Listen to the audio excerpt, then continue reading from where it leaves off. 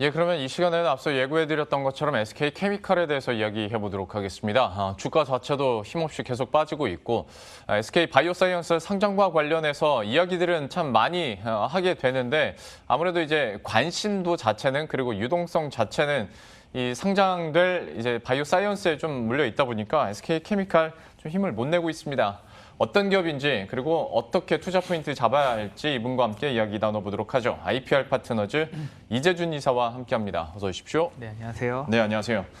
먼저 처음에는 항상 SK케미칼이 어떤 기업인지 그 개요로 시작을 했잖아요. 네. 예, 역시 좀 간단하게 소개해 주시겠어요? 네, 일단 SK케미칼은 화학 사업을 관장하는 그린케미칼 이 비즈 사업부가 있고요. 그다음에 폴리스터 쪽 폴리머의 탄소 섬유 중간재인 엔지니어 플라스틱 등의 제조와 판매 사업을 영위하고 있습니다. 그리고 두 번째 사업 부분에서는 제약 바이오 사업을 관장하는 라이프 사이언스 비즈가 있고요. 이제 천연물 관절염 치료제, 혈액순환 개선제 등 자체 개발한 신약을 보유하고 있습니다. 2008년에 백신 분야를 차세대 성장 동력으로 삼고 선정에 지속적으로 R&D와 생산 시설에 투자를 해왔어서 2018년 백신 사업의 전문성 및 효율성 증진을 위해서 사업부를 분할을 하였습니다. 그래서 SK 바이오 사이언스가 탄생을 했고요. SK 바이오 사이언스는 이 백신 연구에 대한 능력을 바탕으로 해서 세계적인 백신 기업인 사노피 파스테르와 차세대 폐렴구균 백신을 공동 개발을 추진을 하였습니다. 그리고 세포 배양 방식에서 기술 이전을 했고요. 세계 최초로 세포 배양의 4가 독감 백신을 개발했고 국내 최초로는 대상포진 이 백신을 개발을 했습니다. 그래서 SK케미칼은 두 가지 사업 부분만 이제 구분을 하시면 될 것 같습니다. 그린케미칼 비즈와 그리고 제약바이오 사업 관장하는 라이프사이언스 비즈를 보시면 될 것 같습니다. 예. SK케미칼의 사업 구분은 이렇게 해봤는데 아무래도 지금 시장의 가장 큰 관심 중에 하나인 SK바이오사이언스 상장과 관련해서 좀 먼저 여쭤볼게요. 그러니까 바이오사이언스 위에 SK케미칼이 있지 않습니까? 지배 구조상으로 봤을 때. 그러면 SK바이오사이언스의 기대감이 높아지면 이 전까지 그 위에 있는 그 기업이 뭐 수혜를 받아간 적도 있었고 그럴 법도 한데 완전히 지금 엇갈리고 있지 않습니까? 주가 네. 상황에 대해서는. 네. 현 상황과 SK바이오사이언스가 상장한 이후의 상황 좀 어떻게 예상하세요? 네, 일단 지분을 SK케미칼의 SK바이오사이언스 지분은 98%를 보유를 하고 있습니다. 그리고 이번에 공모를 하게 되면 지분율이 줄어들겠죠. 네. 근데 일단 최근 상황을 봤었을 때는 코로나19 백신에 관련된 이 아스트라제네카 백신에 대한 부작용 이슈와 사망 사건 이슈가 영향을 받는다고 보고 있습니다. 이 코로나19 백신 자체가 이 글로벌 제약사들이 보건당국에서 긴급 승인을 했죠. 그리고 3상은 이제 백신이 나오고 나서 3상을 이제 진행하는 방식으로 했는데 아무래도 백신 연구는 5년 정도의 연구 개발이 필요를 합니다. 그런데 이제 빠르게 패스트 트랙으로 간 부분들이 있기 때문에 이 부작용 여부에 대한 것들이 결국은 출시가 되면서부터 이런 부분들이 좀 비일비재하게 좀 나타나고 있다라고 보고 있고요. 예. 일단 국내 아스트라제네카 백신 접종을 이제 그 SK 바이오사이언스가 위탁 생산을 하게 되죠. 근데 7일 0시까지 보니까 아스트라제네카 백신을 맞은 사람은 32만 명 중에 이상 신고가 약 4천 건이 들어왔습니다. 네. 그리고 사망 사례가 11건이 들어왔는데요. 이러한 불안감이 존재를 하기 때문에 이 지나친 장밋빛 전망에 대한 부분들이 좀 불안해서 경계를 하는 부분들이 나타나는 것 같고요. 그리고 SK 바이오사이언스가 단지 아스트라제네카만 하는 게 아니죠. 노바백스 그렇죠. 쪽도 네. 하고 있고 그리고 자체적으로 임상 백신을 또 만드는 부분들이 있습니다. 그렇기 때문에 너무 지나친 부정적인 전망도 하지 않아도 된다고 저는 생각하고 있거든요. 근데 하지만 이러한 혼재 상황이 있다 보니까 지금 최근 주가가 아무래도 이 CM 업체들이 주가가 많이 올라갔었고 네. 지금 많이 올라간 상태에서 당연히 좀 가격 조정에 대한 부분들이 나타나는 부분들이 있을 텐데 조금 이 박스권 가다하게 좀 나타나는 부분이 있다고 보고 있습니다. 그래서 SK 바이오 사이언스가 이제 상장을 하게 된다라면은 예. 이 모멘텀이라는 거는 충분히 전 존재를 하고 있다고 보고 있는데요. 이번에 보니까 SK바이오스 기관투자자 수요 예측을 1275대 1이 나왔습니다. 현재 공모가 최상단이 6만 5천 원은 일단 됐죠. 그리고 기업 가치는 5조 원 이상을 보고 있습니다. 근데 여기에서 이제 중요시 생각하는 게 이 공모주 투자를 하는 데 있어서 의무보유 확약비를 네. 보게 됩니다. 네. 이 의무보유 확약 기간은 공모주의 상장 이후에 주가 흐름 추이를 보는 데 있어서 굉장히 중요한 그렇죠. 지표이죠. 그렇기 때문에 이 불확실한 시장에서에 대한 선방이 나타날 것으로 보고 있는데 의무보유 확약이 지금 비율이 60%입니다. 기관 투자자가. 그중에 이 싱가포르 투자청 GIC라고 하죠. 해서 1개월 락업을 걸었고요. 그다음에 국민연금 같은 경우에는 6개월을 걸었습니다. 이런 상태가 있고요. 현재 3개월 기간의 락업 물량은 38%가 되고 있고요. 1개월 물량의 락업 물량은 33%가 되고 있습니다. 결국은 이러한 부분은 뭐냐? 이 단기적인 부분이 아니라 조금 더 가지고 가도 긍정적이다라는 측면이 있다는 거죠. 현재의 공모가에 대한 부분들은 아직까지 봤었을 때 저평가, 더 성장성이 있기 때문에 기업 가치가 더 올라갈 것이다라고 보고 있는 부분이 있기 때문에 앞서 제가 SK케미칼의 SK바이오사이언스 지분을 98%를 보유하고 있기 때문에 SK바이오사이언스가 주가가 오르게 된다면, 상장을 하고 나서 주가가 오르면 당연히 SK케미칼도 주가가 같이 올라가는 경우가 있을 것이다. 네. 그 전에 주가가 빠진 부분이 오히려 기회가 될 수 있을 것이다라고 저는 생각을 하고 있습니다. 그러니까 지분 가치적으로 봤을 때는 SK케미칼까지 함께 좀 수혜를 받을 수 있는 부분이긴 한데 어떤 공모 시장에서 그리고 IPO 이후에 시장이 바라는 기대치가 좀 높다 보니까 이후에 주가 변동성은 SK바이오사이언스든 SK케미칼이든 좀 대비는 하셔야겠습니다. 다만 여전히 공모주 자체가 낮게 책정이 된 거기 때문에 여기에 따라서 좀 어느 정도 기대 효과도 좀 보실 수 있을 것 같습니다. SK케미칼에 대한 어떤 실적 부분도 한번 들여다보긴 하겠습니다. 실적 추이는 좀 어땠습니까? 네, 2020년 4분기 연결 기준으로 했을 때 매출액이 3,100억 원, 영업이익은 172억 원, 순손실을 300억 원을 기록을 했습니다. 전년 동기 대비했을 때 매출액과 영업이익은 11% 감소를 했고요.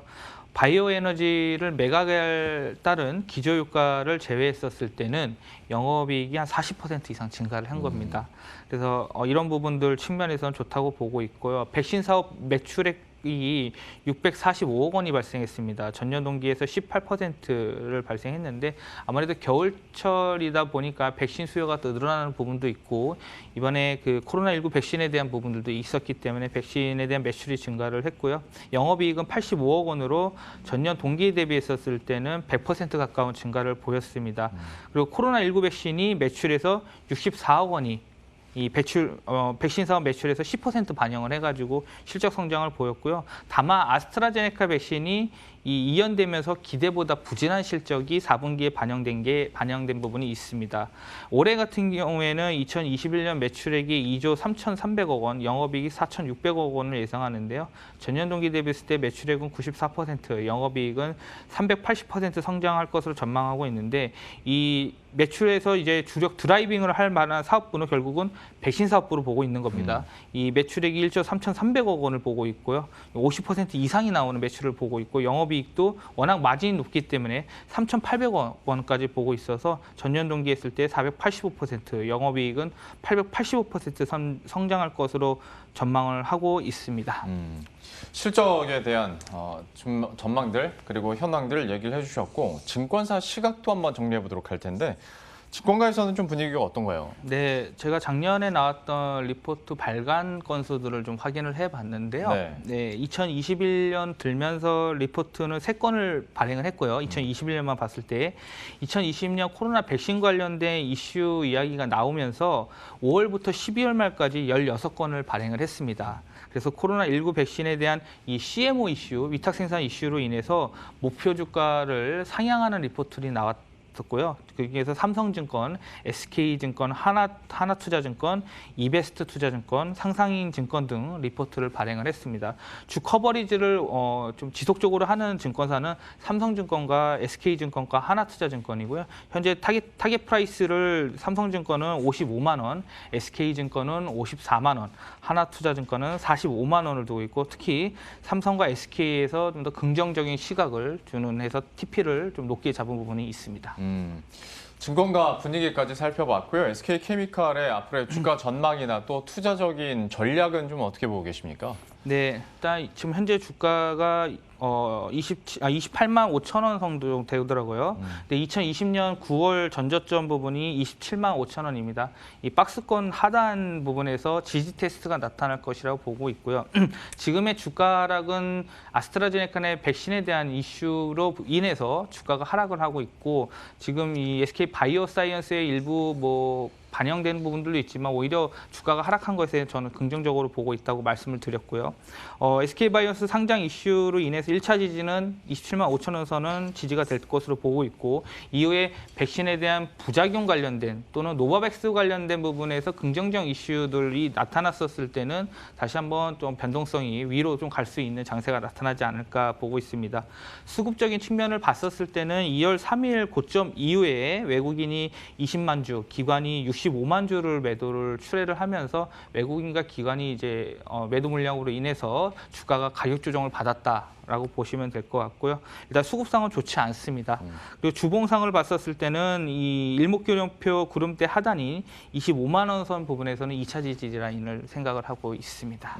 가격적인 전략 그리고 지지 라인까지 정해줬으니까요. 특히 SK케미칼 보유하고 계신 분들은 좀 가격 전략도 세밀하게 잘 정하셔서 대응 좀 잘 하셨으면 좋겠습니다. 요즘에 좀 워낙 힘없이 빠져서 SK 바이오사이언스 상장과 함께 좀 턴어라운드 할 수 있기를, 반등할 수 있기를 한번 기대해 보도록 하겠고요.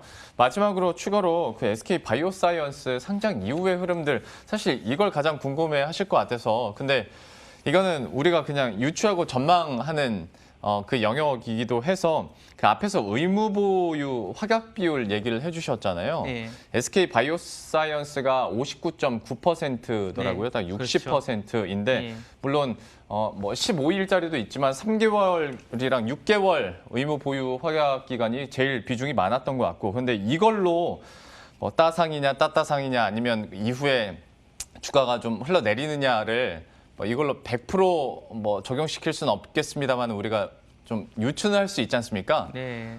이전에 뭐 카카오 게임즈가 58%였으니까 제일 비슷했고 빅히트가 43%였었는데 네. 하다 보니까 이제 초반에 물량이 좀 많이 나오면서 흘러내렸었고, 네. SK 바이오팜은 그때 당시에 81%여서 뭐 너무나 기억 잘 하신 따따따상 막 이렇게 가고 했었었는데 네. SK 바이오사이언스에 대해서 확약 비율 60%, 이거 어떻게 평가해야겠습니까? 일단 뭐 SK 바이오사이언스만 자체적으로 볼 수는 없죠. 여러 가지 변수들이 있기 네. 마련입니다. 최근에 뭐 거시경제적인 측면에서도 금리 상승에 대한 부분들이 결국 위험자산의 투자 심리를 좋지 않게 만드는 부분들도 발생을 하고 있고, 그리고 뭐 대외적인 부분에서는 뭐 백신 관련된 부작용 이슈도 나타나고 있는 것도 지금 발생하고 있습니다. 그래서 사실 너무 긍정적인 측면을 준다기보다는 좀 저는 보수적인 부분으로 좀 봐야 될 거라고 생각을 하고 있는데, 워낙 그 언론에서도 이 좋게 말하는 부분도 긍정적으로 얘기하는 부분들이 많이 있습니다. 하지만 그런 부분들이 오히려 소문에 사서 뉴스에 팔아라는 격언이 있듯이 오히려 그 상황에 있어서는 좀 비중을 줄이는 부분들이 맞다고 저는 보고 있는데요. 일단 1차적으로 지금 바이오사이언스에 대한 기대감은 가지고 간다고 보고 있습니다. 아직 재료가 소멸된 부분들은 아니기 때문에, 그리고 이러한 부분들이 아마 SK케미칼에서도 당연히 영향을 미치겠죠. 그래서 제가 주가가 1차적으로 전고점 만들었었을 때의 상승은 결국 바이오사이언스에 대해 상장 기대감이었거든요. 네. 그 전고점. 그렇기 때문에 그 전고점에 대한 부분들은 다시 한번 트라이할 가능성은 높다고 보고 있습니다. 그리고 워낙 지금 기관 경쟁률이나 보호확약 물량 자체는 지금 시장이 좋지 않은 상황에서도 이 락업 물량이 많다고 하는 것은 긍정적이다라는 거거든요. 그래서 기관에서도 조금 더 기업 가치가 올라간다라는 생각을 하고 있는 부분들이 있기 때문에 전고점 라인까지는 한번 트라이하고 보유하시고 가는 부분으로 좀 접근을 하시면 좋을 것 같습니다. 예, SK케미칼과 또 바이오사이언스에 대한 전반적인 투자 전략, 스탠스 또 정리를 해주셨으니까요. 참고하셨으면 좋겠습니다. 오늘 IPR 파트너즈의 이재준 이사와 함께했습니다. 오늘 말씀 고맙습니다. 예, 그럼 저희도 여기서 인사드리도록 하겠습니다. 식사 맛있게 하시고요. 저희들은 내일 이 시간에 또 새로운 이슈들과 전략 들고 다시 찾아뵙도록 하겠습니다. 시청해주신 여러분 고맙습니다.